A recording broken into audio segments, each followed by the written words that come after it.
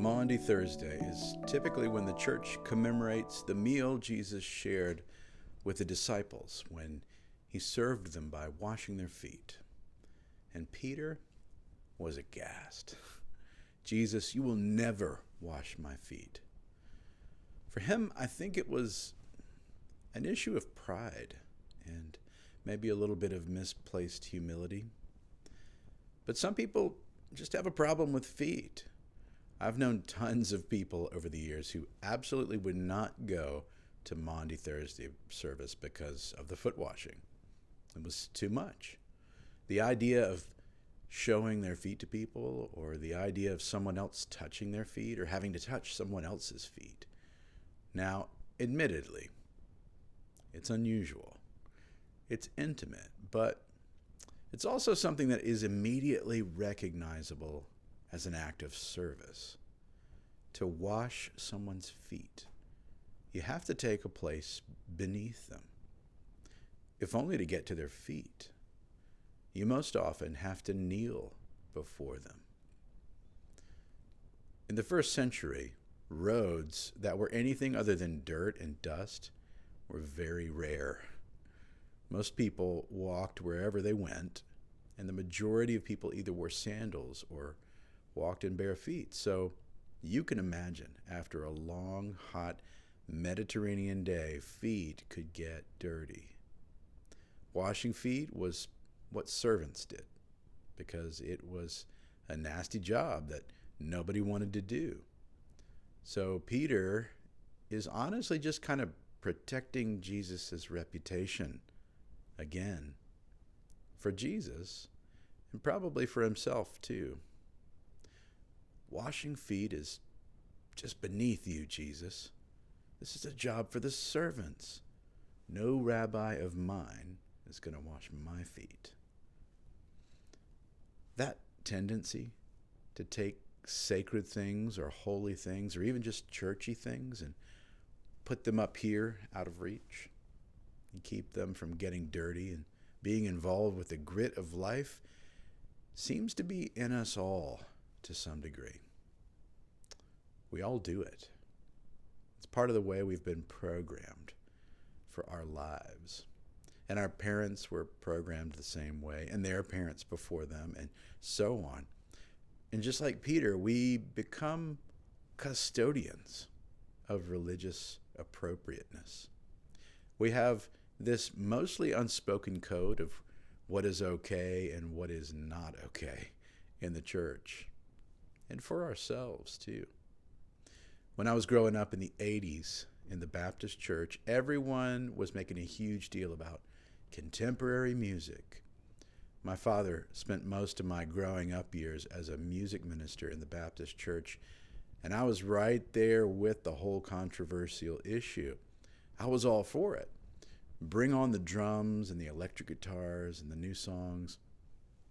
But the war that I witnessed in the Baptist church and in other denominations over the style of music they thought was appropriate, I can't even begin to describe it as anything other than vicious. At one point, if a church sang any other song than hymns, half of the church would jump ship and move their membership. I think a church split became the Baptist way of planting new churches for a while there.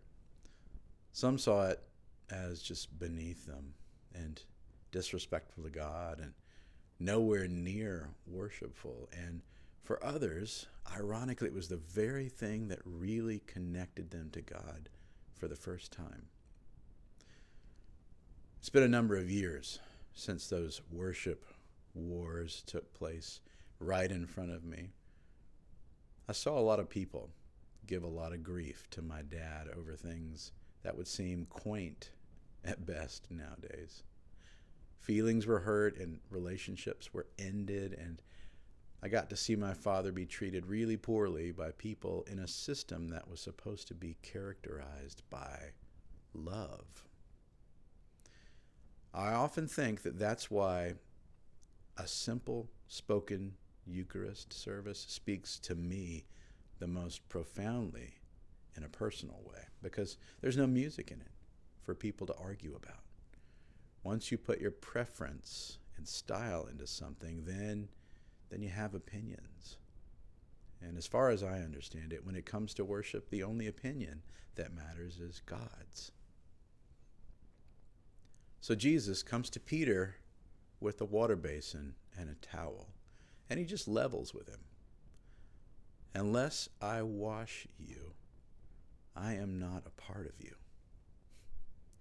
I wish I could have seen that situation and been a fly on the wall just for a second to see Jesus smile and hear the rest of the disciples laugh when Peter said, "Well, don't just wash my feet, wash all of me."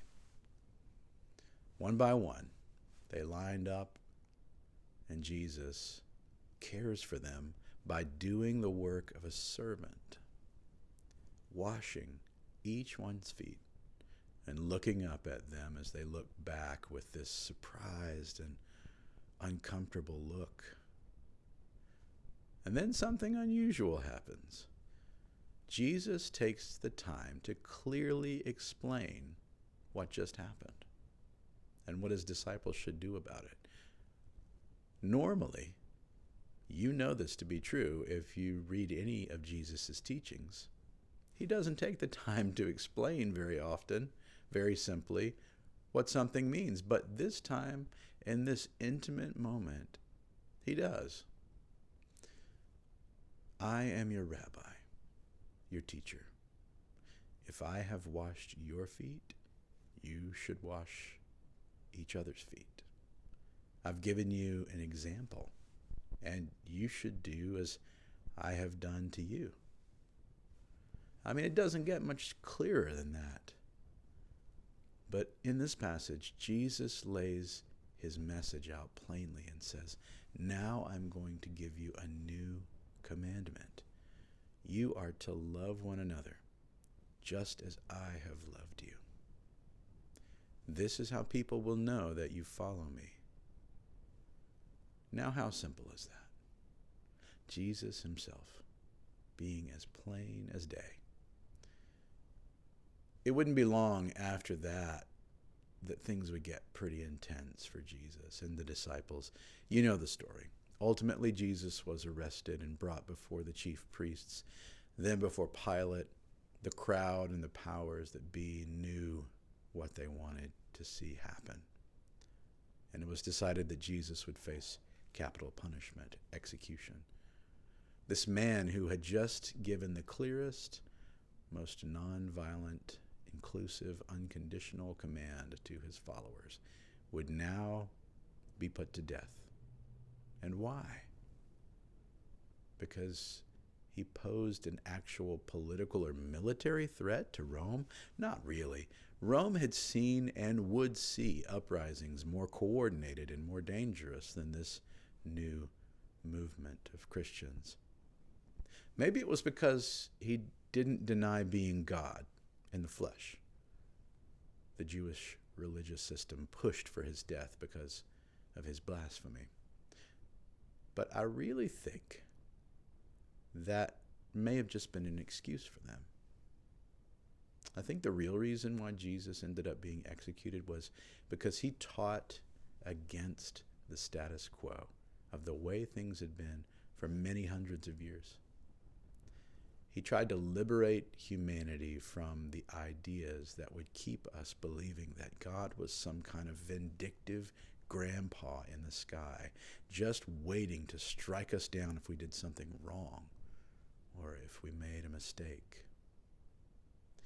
He gave a human voice to a divine nature, and all at once he confused us and set us free. He showed us it was possible to live in the tension of redemption. And by that, I mean that in Christ, we are all redeemed and made right with God, but we still have to work that out here on this planet with all the other humans.